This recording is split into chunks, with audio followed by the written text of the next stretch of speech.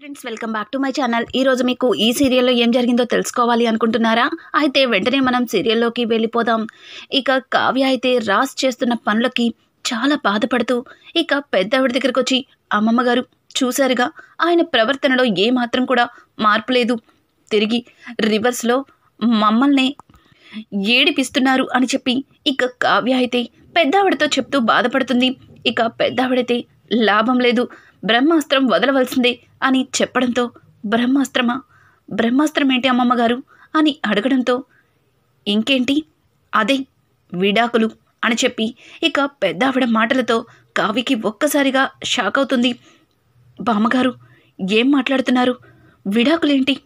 విడాకులు కావ్య అడిగితే అన్నయ్య ఎమ్మటే ఇచ్చేస్తాను అంటే అప్పుడేం చేస్తారు అని చెప్పి కావ్య బావ అడగడంతో, ఒరే మనవడా, మీకు అదే తెలుసు, వాడు మనసులో కావ్యని ఎంతలాగా ప్రేమిస్తున్నాడో పెద్దదాన్ని అనుభవంతో చెప్తున్నాను, నాకు అర్థమవుతుంది, కానీ మీకు మాత్రం అర్థం కావట్లేదా?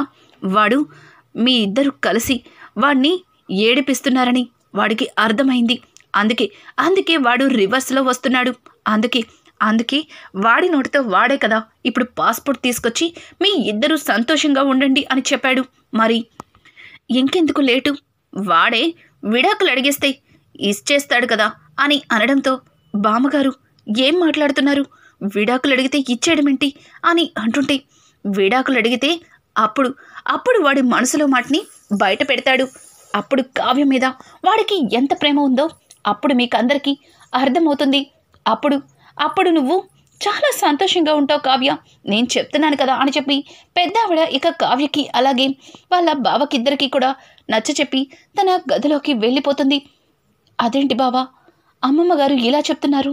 నాకు అస్సలు ఏమీ అర్థం కావట్లేదు అని అంటుంటే, వాళ్ళ బావైతే అవును బుజ్జి, కానీ బామ్మగారు పెద్దావిడ అనుభవంతో చెప్తున్నారు, ఖచ్చితంగా ఇది జరుగుతుంది.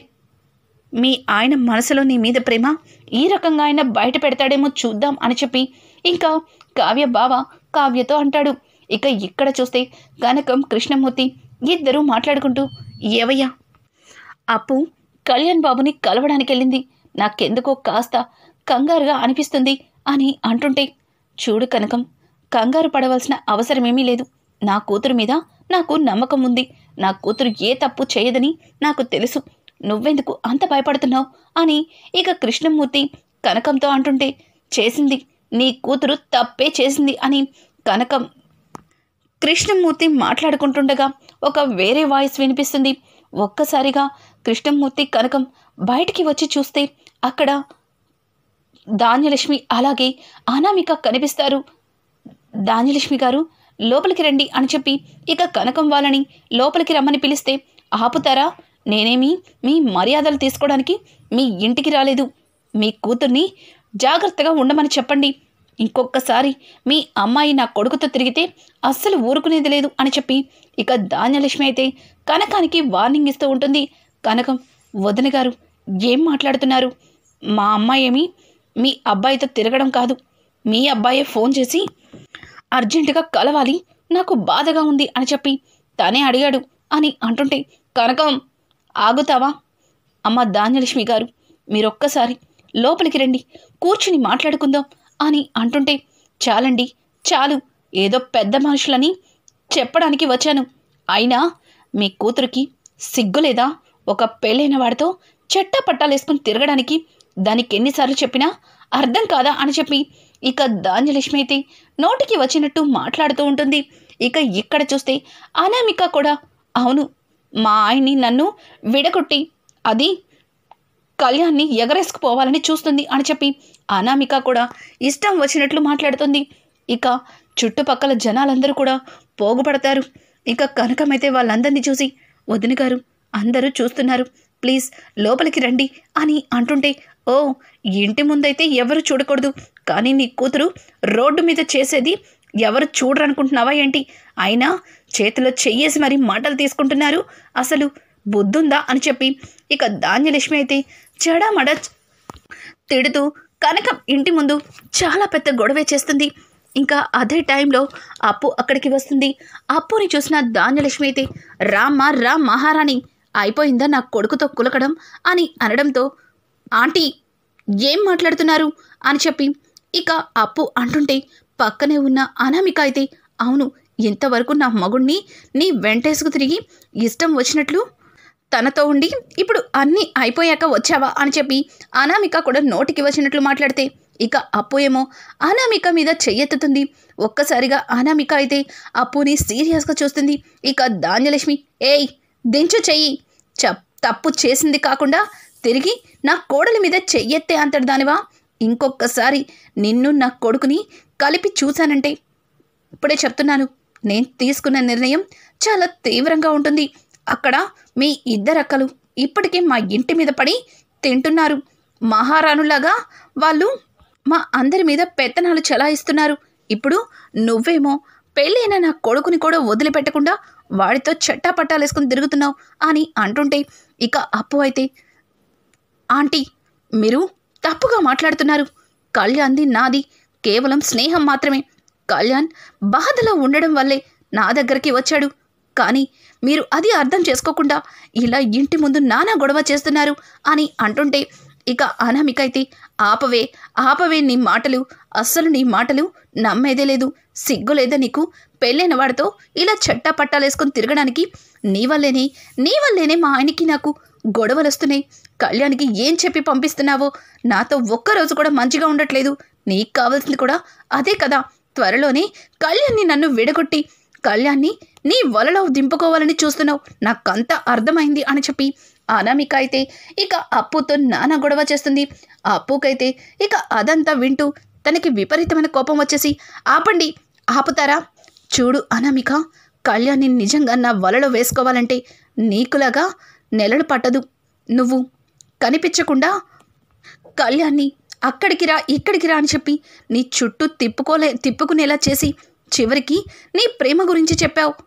కళ్యాణ్ నీ ప్రేమని తను ప్రేమించాల్సి వచ్చింది. కానీ నేనలా కాదు. ఒక్క మాట కళ్యాణ్తో, నువ్వు లేకుండా నేను బ్రతకలేను కళ్యాణ్, నువ్వు నాకు కావాలి అని చెప్తే కళ్యాణ్ ఎట్లాంటి నిర్ణయం తీసుకునేవాడో ఆ రోజున నీ పెళ్ళే ఆగిపోయేదేమో. చూడు, ఇంకొకసారి ఇలాంటి మాటలు మాట్లాడవంటే మర్యాదగా ఉండదు అని అంటుంటే, ఇక అనామిక అయితే, చూసారా ఆంటీ, చూసారా, దేని మనసులో ఇంకా ఆ దుర్బుద్ధే ఉంది. అందుకే మీ అబ్బాయిని నన్ను కలవనివ్వటం లేదు అని అంటుంటే, ఏం మాట్లాడుతున్నావే నువ్వు? కళ్యాణ్ ఇప్పటికే చట్టాపట్టాలేసుకొని తిరుగుతుంటే నా కోడలు ఎంతో బాధపడుతుంది. నువ్వు ఇదంతా కావాలని చేస్తున్నావు కదా నా కొడుకుని కోడల్ని విడతీయడానికి అని అంటుంటే, ఏంటాంటీ మీరు కూడా ఇలాగే మాట్లాడతారు? ఇట్లాంటి అమ్మాయి వల్లే మీ అబ్బాయి తన బాధని నాతో చెప్పుకోవాల్సి వచ్చింది. భార్యతో తన కష్టాలని పంచుకుంటారు. కానీ భార్య బాధపడితే తను ఎక్కడికి వెళ్ళిపోతాడు? అందుకే ఒక స్నేహితురాలుగా నా దగ్గరికి వచ్చి తన బాధని చెప్పుకున్నాడు. తను భారాన్ని దించుకొని నా దగ్గర నుంచి వెళ్ళాడు. కానీ మీరు అదేది అర్థం చేసుకోకుండా ఇలా ఇంటి ముందుకు వచ్చి నాన్న గొడవ చేస్తున్నారు. వెళ్ళండి అని చెప్పి ఇక అప్పు అయితే వాళ్ళని నిర్దాక్షిణ్యంగా వెళ్ళగొడుతుంది. అది చూసిన కనకమైతే, అప్పు ఆగవే, ఆవేశపడకే అని అంటుంటే, ఇక ధాన్యలక్ష్మి అయితే, అనామిక పద, ఇంటికి పద, అక్కడ కళ్యాణ్ ఉంటాడు కదా, అక్కడే తేల్చుకుందాం ఆ కళ్యాణ్ గురించి. అలాగే దీని అక్క కూడా ఉందిగా అక్కడ, కావ్యతోనే తేల్చుకుందాం అని చెప్పి ఇక ధాన్యలక్ష్మి అయితే అనామికాని తీసుకుని ఇంటికి వెళ్ళిపోతుంది. ఇక అప్పు అయితే, కనకం ఏంటమ్మా, ఏంటి ఆపుతున్నావు? ఇంత వల్గర్గా మాట్లాడే వీళ్ళని ఇంకా ఇంటి ముందు నుంచుని రెస్పెక్ట్ ఇవ్వడానికి నేను ఏమీ కావ్యక్కని కాదు, అప్పుని అని అంటుంటే, ఒసే అప్పు, ఇప్పుడు నువ్విలా మాట్లాడు, కానీ ఆవిడ ఇంటికి వెళ్ళి కావ్య మీద ఎంతలా అరుస్తుందో, కావ్య మీద ఎంతలా విరుచుకుపడుతుందో అవన్నీ ఆలోచించకుండా నువ్విలా మాట్లాడడం ఏమాత్రం కూడా కరెక్ట్ కాదు అని అంటుంటే, అమ్మా తప్పు చేసింది వాళ్ళు, ఇష్టం వచ్చినట్టు మాట్లాడింది వాళ్ళు, పైగా నా మీద నిందలు వేస్తుంటే చూస్తూ నేను ఎలా ఊరుకుంటా అనుకుంటున్నా అని అంటుంటే, ఇక కృష్ణమూర్తి అయితే, కనకం అది చేసిన దానిలో ఏమాత్రం కూడా తప్పు లేదు, నా కూతురు ఎప్పుడు కూడా తప్పు చేయదు. కానీ అప్పు, ఇంత జరిగిన తర్వాత నువ్వు మళ్ళీ కళ్యాణ్ని కలవడానికి వీల్లేదు అని అంటుంటే, నాన్న నేను మీ కూతుర్ని, నేను ఎప్పటికీ కూడా తప్పు చేయను. కళ్యాణ్ని ప్రేమించిన మాట నిజమే, కానీ కళ్యాణ్ని మర్చిపోయి ఇప్పుడు నేను ఏదైతే అనుకుంటున్నానో అది సాధించాలి అనుకుంటున్నాను. ఇప్పుడు ఇవన్నీ కూడా నాకు అనవసరమైన విషయాలు అని చెప్పి ఇక అప్పు తన గదిలోకి వెళ్ళిపోతుంది. ఇక ఇక్కడ చూస్తే పెద్దావిడ కావ్యని గదిలోకి పిలుస్తుంది. కావ్య వాళ్ళ బావ పెద్దావిడ దగ్గరికి వెళ్ళడంతో ఇక కొన్ని పేపర్స్ని తీసుకుని కావ్యకి ఇవ్వబోతుంది. అమ్మమ్మ గారు ఏంటవి అని అడగడంతో ఇంకేంటివి విడాకులు, వీటిని తీసుకెళ్ళి మీ ఆయనకివ్వు అని చెప్పడంతో అమ్మమ్మ గారు విడిపోవడానికి కావలసినవి విడాకులు, కానీ మీరు మీరు మమ్మల్ని కలుపుతాను అని చెప్పి మీరే నన్ను విడాకులు ఇమ్మంటున్నారేంటి అని చెప్పి కావ్య చాలా బాధగా కంగారుగా ఇక ఇందిరాదేవిని అడుగుతూ ఉంటుంది. ఇంకా పక్కనే ఉన్న వాళ్ళ బావ కూడా బామ్మగారు విడాకులు అంటున్నారు, అన్నయ్య వాటిని యాక్సెప్ట్ చేస్తే అప్పుడు బుజ్జి పరిస్థితి ఏంటి, ఒక్కసారి ఆలోచించండి, ఈ ఆలోచన అంత మంచిది కాదేమో అని చెప్పి ఇక కావ్య బావ కూడా పెద్దావిడిని అడగడంతో ఇక పెద్దావిడైతే లేదు, ఈ నిర్ణయం ఖచ్చితంగా కావ్యకి మంచి జరుగుతుంది.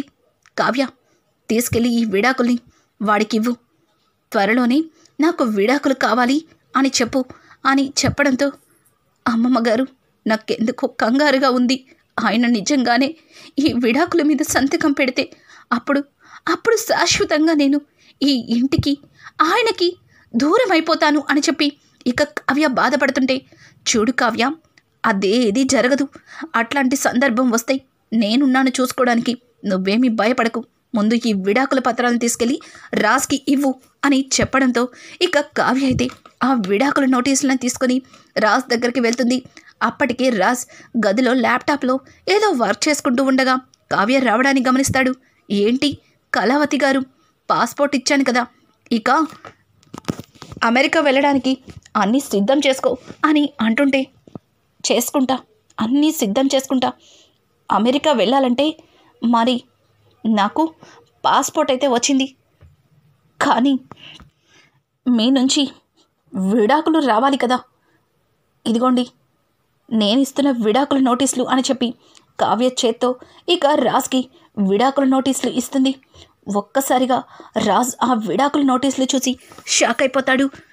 ఏంటి విడాకులా అని అనడంతో అవును విడాకులే, ఎలాగో మీకు నేనంటే ఇష్టం లేదు, నాతో కలిసి ఉండాలని అనుకోవట్లేదు, ఈ విడాకులేదో ఇచ్చేస్తే మా బావని పెళ్లి చేసుకొని మా బావతో పాటు అమెరికా వెళ్ళిపోతాను, అక్కడే సంతోషంగా ఉంటాను, త్వరగా ఈ విడాకుల పత్రాల మీద సంతకాలు పెట్టండి అని చెప్పి ఇక కావ్య విడాకుల్ని రాజ్ చేతిలో పెడుతుంది. ఇక ఇంతలో కింద నుంచి ధాన్యలక్ష్మి అయితే కావ్య కావ్య అని గట్టిగా అరుస్తుంది. ఇంకా వెంటనే ఏంటి పిన్ని గొంతులా ఉంది, పిన్ని ఎందుకు నిన్నంతలా పిలుస్తుంది అని అనడంతో ఏమోనండి నాకు కూడా తెలీదు అని చెప్పి ఇక కావ్య కంగారుగా కిందకి వెళ్తుంది. అదే టైంలో కళ్యాణ్ కూడా ఇంటికి వస్తాడు. ఇక కుటుంబం మొత్తం కూడా హాల్లో చేరుకుంటారు. ఏమైంది ధాన్యలక్ష్మి, ఎందుకలా అరుస్తున్నావు అని చెప్పి ఇక ఇందిరాదేవి అయితే ధాన్యలక్ష్మిని అడగడంతో అత్తయ్య గారు ఇంట్లో ఏం జరుగుతుందో ఏమాత్రం మీరు పెద్దవాళ్ళ పట్టించుకుంటున్నారా అని అనడంతో ఏం మాట్లాడుతున్నావు ధాన్యం, అత్తయ్య గారికి ఎదిరిస్తున్నావా, అసలు నువ్వు దేని గురించి మాట్లాడుతున్నావో ముందు దాని గురించి అర్థమయ్యేలా చెప్పు అని చెప్పి అపర్ణ అడగడంతో అక్క ఏం జరుగుతుందో అసలు మీకేమీ తెలియటం లేదు, నా కొడుక్కి ఈ అనామికకి పెళ్లి చేశాం, కానీ పెళ్లి చేసేస్తే సరిపోతుందా, వాళ్ళు సంతోషంగా కూడా ఉండడానికి మనం కూడా కొంచెం వాళ్ళకి నచ్చ చెప్పాలి కదా అని అడగడంతో చూడు కనకం, చూడు ధాన్యం, నీ కొడుకు కోడలు సంతోషంగా ఉండడానికి మేం ఏం చేయలేదు చెప్పు, వాళ్ళిద్దరినీ సంతోషంగానే ఉండమంటున్నాం, కానీ చీటికి మాటికి నువ్వు నీ కోడలే వాడి మనసుని ముక్కలు చేస్తున్నారు, వాడిని ఏదో ఒకటి అని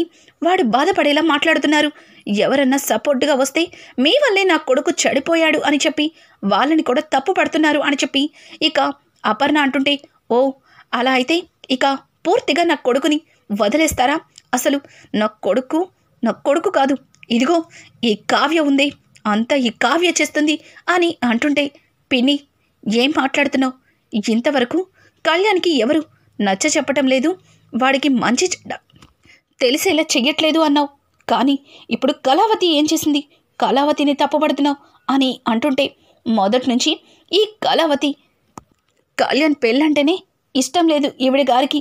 అందుకే పెళ్లిలో ఎన్నో ఆటంకాలను లేపింది. చివరికి అప్పుకి కళ్యాణ్కి పెళ్లి జరగకపోయేసరికి ఈ రకంగా ప్లాన్ చేసింది కావ్య అని అంటుంటే, నేనేం ప్లాన్ చేశాను? అసలు ఏం జరిగింది చిన్నత్తయ్య? ఎందుకు ఇలా మాట్లాడుతున్నారు అని అంటుంటే, ఏం తెలియనట్టు మాట్లాడకు. ఏదో పెద్ద మంచిదానిలాగా ఇంట్లో అందరి దగ్గర బిహేవ్ చేయకు అని చెప్పి అనామిక మాట్లాడుతుంటే, అనామిక పెద్దవాళ్ళు మాట్లాడుతున్నారు కదా, మధ్యలో నీకేంటి పని అని చెప్పి ఇంకా అనామిక నోరు మోయిస్తుంది. అపర్ణదేవి అయితే ఇంకా కావ్య అయితే, చిన్నత్తయ్య ఏం మాట్లాడుతున్నారు? అది అంతటితోనే అయిపోయింది కదా. అయినా మీరు నన్ను తప్పు పడుతున్నారు. కళ్యాణ్ పెళ్లి జరగడం కోసం నేను ఎంతలా ప్రయత్నించానో మీకు తెలీదు అని చెప్పి కావ్య చెప్పబోతుంటే, కావ్య మాటలకి అనామిక చాలిక నీ నాటకాలు. నీ వల్లే నా భర్తకి నాకు గొడవలు వస్తున్నాయి. ఆయన పూర్తిగా నా నుంచి దూరం అయిపోతున్నాడు. నీ చెల్లెలతో చెట్టా పట్టాలేసుకొని తిరుగుతున్నాడు. ఇదంతా నువ్వు చేసిన పనే కదా. ఇన్ని మాటలన్నా నీ మీద ఈగ కూడా వాలనివ్వడు కళ్యాణ్. కానీ ఏ రోజన్నా కళ్యాణ్కి నాతో ఎలా ఉండాలో చెప్పావా అని అంటుంటే, కళ్యాణ్ తట్టుకోలేక, అనామిక ఏం మాట్లాడుతున్నావు? వదిన గురించి తప్పుగా అంటున్నావు. వదిన ఈ ఇంట్లో మన పెళ్లి కోసం ఎంతలాగా ప్రయత్నాలు చేసిందో నీకు తెలుసా అని అంటుంటే, నాకు అంతా తెలుసు. ప్రయత్నాలు చేస్తున్నట్టు మీ ముందు నటించింది. పెళ్ళి ఆపడానికి ఎన్నో ప్రయత్నాలు చేసింది. ఆపడం కుదరక చివరాఖరికి తానే దగ్గరుండేదో మన పెళ్లి జరిపించినట్టు అందరి దగ్గర బిహేవ్ చేసింది అని చెప్పి అనామిక అయితే నోటికి వచ్చినట్టు మాట్లాడుతుంది. రాజ్, అనామిక, నీ పెళ్ళి ఎలా జరిగిందో, అసలు ఏ విధంగా జరిగిందో నీకు తెలీదా? కావ్య మీద ఎందుకు నిందలు వేస్తున్నావు అని చెప్పి రాజ్ అయితే అనామికని అడుగుతాడు. ఒక్కసారిగా అనామిక రాజ్ అన్న మాటలకి సైలెంట్ అయిపోతుంది. ధాన్యలక్ష్మి అయితే, రాజ్, అసలు నీ భార్య ఏం చేస్తుందో తెలుసా? నీ భార్య తన చెల్లికి లేనిపోనివన్నీ నేర్పించి కళ్యాణ్ని అలాగే అప్పుని ఒక్కటి చేయాలని చూస్తుంది. కళ్యాణ్కి ఏం నూరిపోస్తుందో ఏమో. నా కోడలతో అస్సలు సఖ్యతగానే లేనట్టు ప్రవర్తిస్తున్నాడు.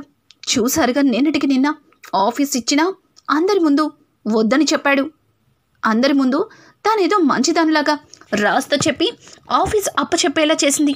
కానీ వాడికి నచ్చినట్టుగా ఉండమని వాడిని రెచ్చగొట్టింది అని చెప్పి ధాన్యలక్ష్మి, అనామిక అయితే కావ్య గురించి ఇష్టం వచ్చినట్లు మాట్లాడతారు.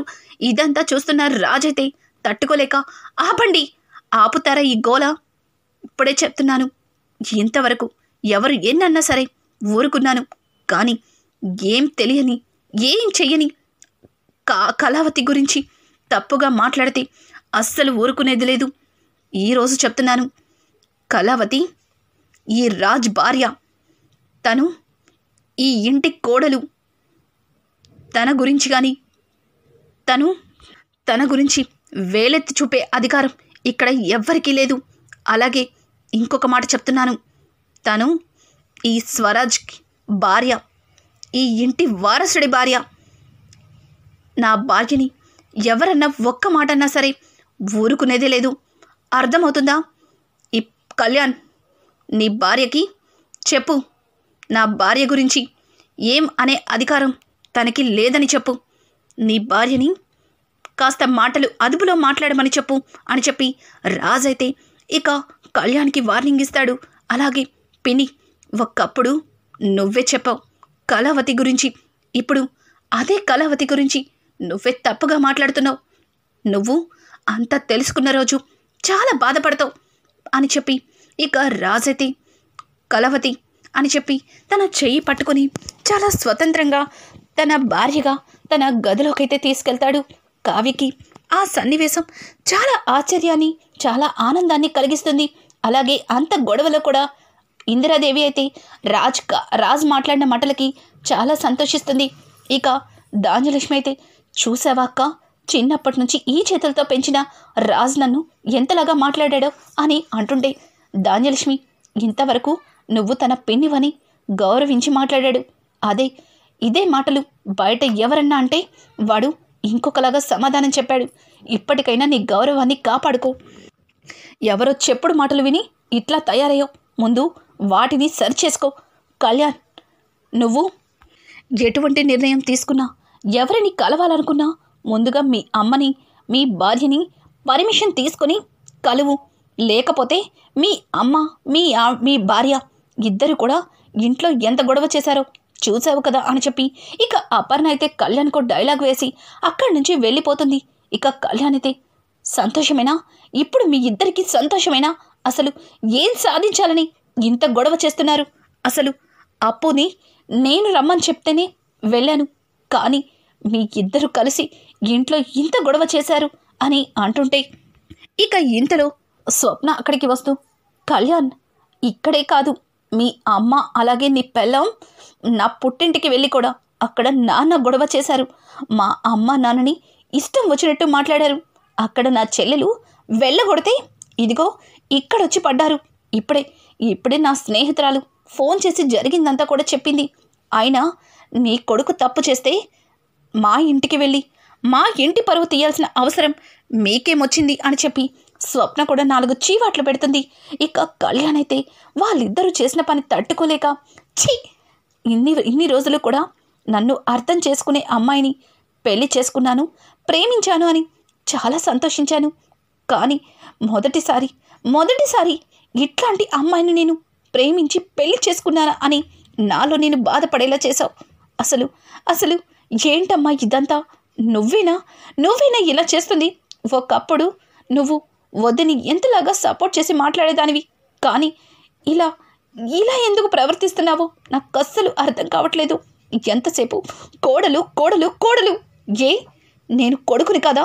నా సంతోషం నీకు ముఖ్యం కదా? నేను ఏమైపోయినా పర్వాలేదా అని చెప్పి కళ్యాణ్ అయితే ఇక ధాన్యలక్ష్మికి చీవాట్లు పెట్టి చాలా కోపంగా అక్కడి నుంచి వెళ్ళిపోతాడు. ఇంకా ప్రకాశం అయితే, ధాన్యలక్ష్మి, చూసావుగా, నీకు నిన్న కాక మొన్నొచ్చిన కోడలు సంతోషం ముఖ్యం, కానీ కొడుకు ఎలా పోయినా పర్వాలేదు, అంతేగా, ఇప్పుడు సంతోషంగా ఉండు నీ కోడలతో అని అనుకుంటూ ప్రకాశం కూడా అక్కడి నుంచి వెళ్ళిపోతాడు.